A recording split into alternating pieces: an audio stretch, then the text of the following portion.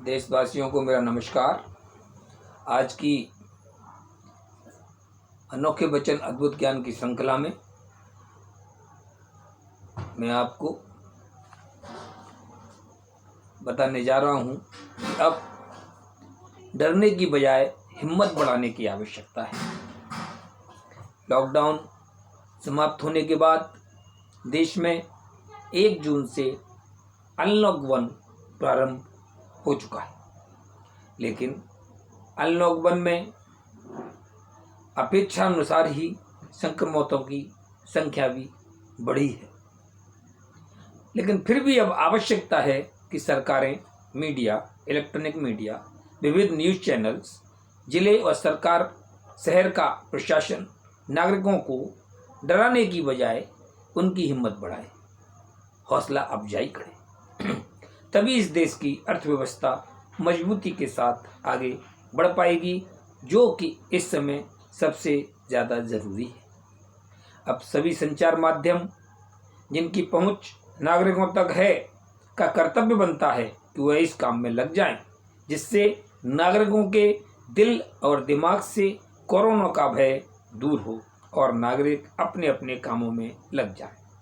हमारे देश की अर्थव्यवस्था के बारे में सरकारों और अर्थव्यवस्थाओं को वैसे भी चिंता नहीं करनी चाहिए, क्योंकि हमारे देश की आबादी 135 करोड़ है और यह जनसंख्या हमारे देश की अर्थव्यवस्था को सुधारने में महत्वपूर्ण भूमिका अदा करती आई है, अदा कर रही है और आगे भी करती रहेगी। उस देश की अर्थव्यवस्था को क्या हो सकता है जिस देश की गृहलक्ष्मियां अपने परिवार का 2 से 2.5 माह तक अपनी बचत से भरण पोषण करती हों। उस देश की अर्थव्यवस्था को क्या हो सकता है जिस देश का मध्यम वर्ग और अमीर वर्ग संकट के समय अपने देश के नागरिकों को 2 से 2.5 महीने भूखा सोने नहीं देता। उस देश की अर्थव्यवस्था को क्या हो सकता है जिस देश की सरकारें संकट के समय अपने नागरिकों की भरपूर मदद करती हैं। और हमारा देश वह भारत देश है जिसमें परिवार का मुखिया बीमार होते हुए भी अपने काम पर जाता है और अपने परिवार का भरण पोषण करके अपने घर की अर्थव्यवस्था को खराब नहीं होने देता। उस देश की अर्थव्यवस्था को क्या हो सकता है जिस देश में प्रत्येक घर और प्रत्येक परिवार में घर को चलाने वाली गृहिणियां अपने परिवार की अर्थव्यवस्था संभालती हैं और भविष्य के संकट के लिए बचत करती हैं, विभिन्न रूपों में बचत करती हैं। तो एक बार हम सब भारतीय अपने पूरे जोशो खरोश से अपने अपने काम में लग जाएंगे तो देश की अर्थव्यवस्था सुधरने में देर नहीं लगेगी। अब आवश्यकता है कि नागरिकों के दिल से इस महामारी के डर को समाप्त करने की। इसके लिए जन जागृति की जानी चाहिए। उन्हें यह बताया जाना चाहिए कि इस महामारी के विषाणु केवल नाक, मुंह और आँखों के जरिए ही आपके शरीर में प्रविष्ट करते हैं। इसीलिए सावधानी बरतें और आगे बढ़ें। सोशल डिस्टेंसिंग हमारे जैसे देश में होना लगभग असंभव ही है, इसलिए इस पर अधिक जोर नहीं देना चाहिए।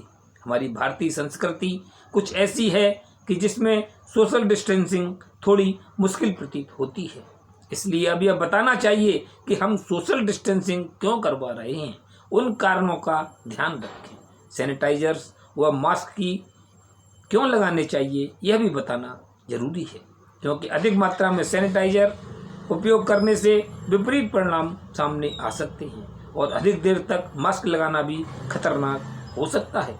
विशेषज्ञों के अनुसार अधिक देर तक मास्क लगाने से ऑक्सीजन की मात्रा जितनी चाहिए उतनी मस्तिष्क व हृदय को नहीं मिलती। अधिक सैनिटाइजर उपयोग करने से आपको विभिन्न त्वचा संबंधी बीमारियों का सामना करना पड़ सकता है।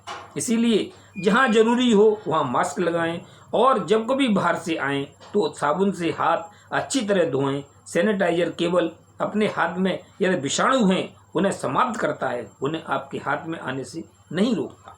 सोशल मीडिया द्वारा भ्रामक समाचारों की ओर ध्यान ना दें। इसलिए अब डरे नहीं, क्योंकि हम जब नहीं डरे जब हमें डरने की आवश्यकता थी, तब हम चुप बैठे थे। यदि हम बहुत पहले ही डर जाते तो यह नौबत ही ना आती। डरे तो हम तब जब फिल्म एक्ट्रेस कनिका कपूर का कांड हो गया और इस लपेटे में हमारे देश की राजनीति का भविष्य शामिल हो गया।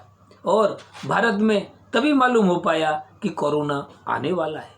उसके बाद हम थोड़ा और डरे, लेकिन उतना नहीं जितना डरना चाहिए था। फिर हम और जब डरे जब दिल्ली का मरकज कांड हो गया, जबकि यह नहीं होना चाहिए था। सोशल मीडिया पर अफवाह है कि देश एक बार फिर लॉकडाउन में जाएगा। हो सकता है, क्योंकि अनलॉक में देश में संक्रमितों की संख्या 30 जून तक लगभग 5 लाख के आसपास हो जानी है। लेकिन यह भी सच है कि ठीक होने वाले संक्रमितों की संख्या में भी काफ़ी बढ़ोतरी होगी। यदि हम इस झटके को झेल गए तो आने वाले महीनों में निश्चित ही संक्रमितों की संख्या में कमी आएगी। इसलिए पॉजिटिव रहें, हिम्मत से आगे बढ़ें, हौसला रखें और डरें तो बिल्कुल नहीं। जय हिंद।